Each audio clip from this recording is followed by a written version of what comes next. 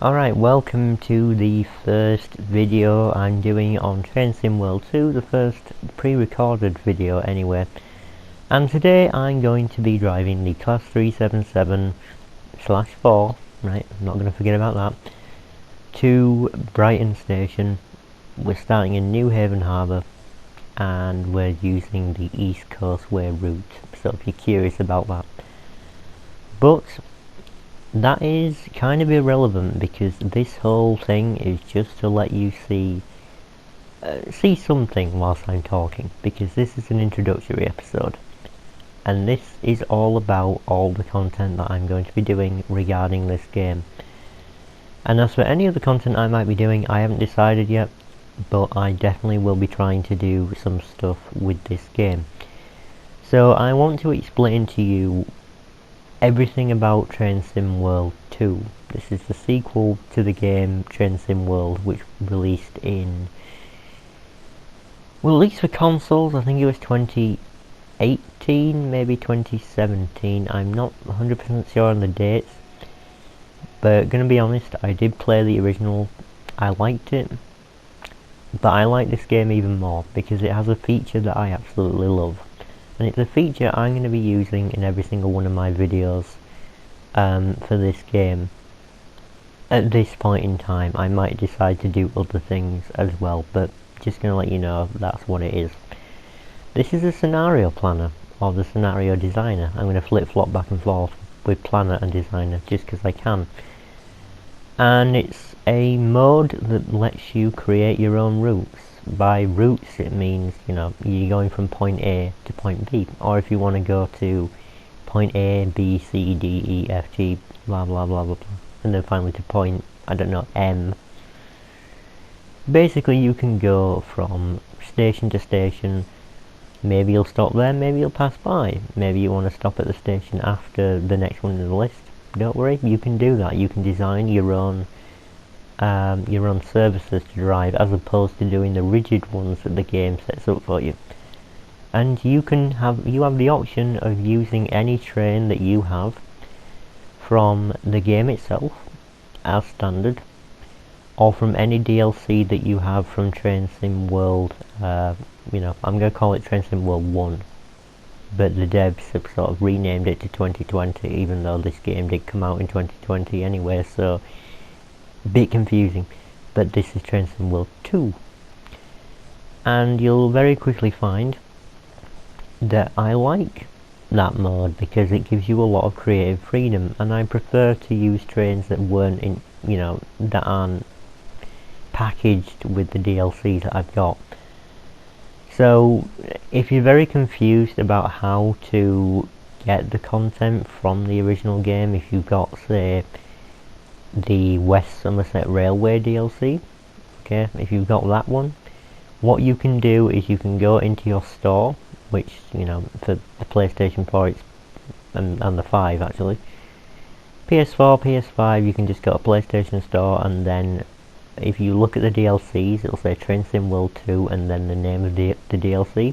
And if you have that DLC on that account, you bought it with your own money, you will be able to get it for free. So if you bought the original DLC on Train Sim World 1, and then you want West Somerset Railway in Train Sim World 2, you can go ahead and download it, and it will be an add-on. It will be free if you bought it with, you know, on that account. So that's a really good feature. I like that they're not going to charge you. The only thing that they are going to charge you for is if you want to buy new DLC. So the DLCs that you haven't got already, you want the Train Sim World 2 version of the DLC, so it's compatible. You can do that. You just need to make sure that you're buying the right one. But even if you buy the wrong one, you can still, you know, you still get Train Sim World 2, that version, for free. So that's really good of them as well. They thought of, if you got the wrong one by accident, you're not losing out. But the point is that I'm going to be making use of all the DLCs that I have right now, and also the ones that I'm going to be getting in the future, because I'm just not going to stop getting things that I want to play. I'm not going to get every single DLC. Some of them I'm just not interested in yet. Some of them I either can't afford right now, or I'm just not interested in them full stop. But I will try and get more stuff to play for you in these videos, so I'm going to try and make them as varied as possible. As for what kind of content you can expect from me right now, streams are one thing. Streams, they might be at different times, they might not be regular, but I will try and do some streams, and in those streams I'll be doing longer journeys that take, I don't know, more than 40 minutes at least, you know, longer journeys. And don't expect too much activity from the chat. You can watch it all back if you want to, but I'm just going to say maybe it's okay to ignore the chat. Just going to say that maybe there won't be a lot of activity, because I am not just a small guy in real life and in the world of the internet. But anyway, so that's streams. And as for videos, I'm going to be driving trains in the pre-recorded videos from one place to another place. There'll be different types, so we'll be maybe doing non-stop, which is what this is. We're not actually stopping at any stations along the way, we're just going from one to the other, and then that's the end. But then there's also passenger services that you can do, you know, stopping to let out passengers from the train and then picking some more up. So we'll be stopping at, you know, quite a few stations along the way. Maybe not all of them on the route, but, you know, as many as I feel like doing, and I think that's appropriate. We could also do some, well, no, we actually can't do any freight services, to be honest, unless I start with a freight train that's already hauling cargo, in which case, yeah, we can do that. But, you know, I'll only be making a minimal amount of stops with that, because stopping a freight train is a little bit difficult for me. I still haven't gotten used to doing that. But don't worry, I'll try and make it as varied as possible as we go through. You'll see me drive pretty much every single train that I have access to. You'll see me drive things like this train, the 377. Or you'll see me driving, I don't know, the Class 66, which is a diesel... well, there it is, look, there's a Class 66. Because in Scenario Planner you can have trains that pass by, you know, that are doing other things and doing their own thing, driven by the AI. So, you know, all the things I just mentioned, you know, stopping and picking up passengers, maybe hauling some freight around, you can program them to do that, and it's very easy to do, in theory anyway. It's a little bit fiddly. The menus, I gotta say, they are still pretty fiddly. Sometimes I accidentally click on something I didn't mean to.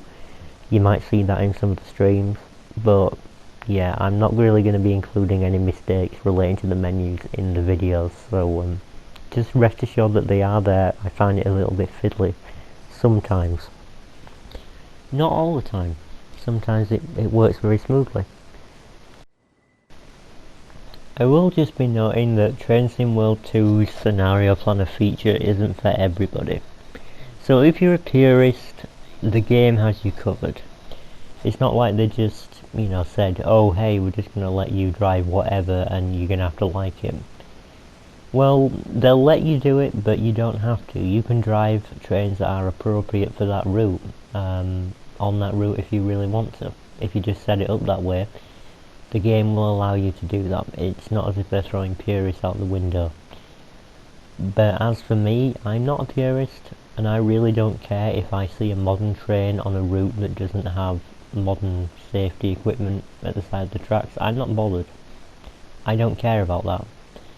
What's important for me is the freedom, you know, the freedom to drive whatever, wherever. That's what I like about Train Sim World 2's scenario planning feature. It does also have a livery editor where you can make your own liveries, though it's only compatible with trains that have been released for Train Sim World 2 specifically, so none of the old trains from the older DLCs will be able to be customized like that, you know, making a new livery, basically a new paint scheme for whatever you're driving. Now that editor, I think it works very well from what I've seen of other people doing it. I don't know if I'm ever going to use it. If I am, it's only going to be really, really simplistic, because to be quite honest, it takes a long time. It probably does take quite a while to do anything spectacular. And I know that people can make spectacular things with that library editor, but I'm just not one of them who wants to sit there for 2 or 3 hours doing that just for to use it in one video. Maybe in multiple ones, maybe I'll try at one point, but I'm just going to say that don't count on me using that. I like the standard liveries for all the trains, even though sometimes they may not fit, but I can't really help that with the older trains anyway. So yeah. As for things like DLCs for this game, I will be trying to pick up some more, but I won't make any promises that I'm going to buy all of them, because to tell you the truth, some of them just don't interest me. Some of them I don't think will make for interesting videos. But there are some I have my eyes on, and there are some upcoming for Train Sim World 2 that look really nice. And even some DLC locomotives which I'm very excited to use in these videos as well. So it may seem a little bit repetitive at first, but then we'll quickly, eventually, as we pick up more stuff, we can make the videos more varied for you to watch. And you know, you're free to watch these videos for whatever reason you like. If you watch them just to chill out, or you want to watch me driving a train, then fine. I'll provide that. Can't guarantee I'll be talking the entire way through like I have been in this video, but you know, that's just the way it is. Sometimes there isn't much to talk about, sometimes it is very simple, most of the time. But I promise that I'll make some interesting videos now and again, you know. If you like this content, then that's great, you can keep watching and just enjoy what I put out. One more thing before we end the video. We are stopping at Brighton right now, but that's okay. I did skip ahead, so we weren't using the whole route here. I just skipped ahead to make the video short enough so that I wasn't sitting here for 20 minutes as opposed to, you know, 13 as we got it now. The very last thing I will do is apologise in advance, even though I should have done this at the start, for the microphone quality or anything else that goes wrong. I'm sorry about that, but it's the best I can do for right now, so sorry about the issues. I'm aware that sometimes things happen, things aren't perfect, but it's the best that I can do. If I can find a way around it, I will. If I can't, then I'm sorry about that. Anyway, I think that just about does it for this video. I'm, well, thanking you for sticking around, first of all, to listen to my rambling on about, you know, all this. And I hope you look forward to seeing the rest of my content. If you don't watch it, but I'll still be putting out videos anyway whenever I can. I'll speak to you whenever I do another video. See you around, and take care, because we're in the middle of a pandemic and that's very, very annoying. See you around.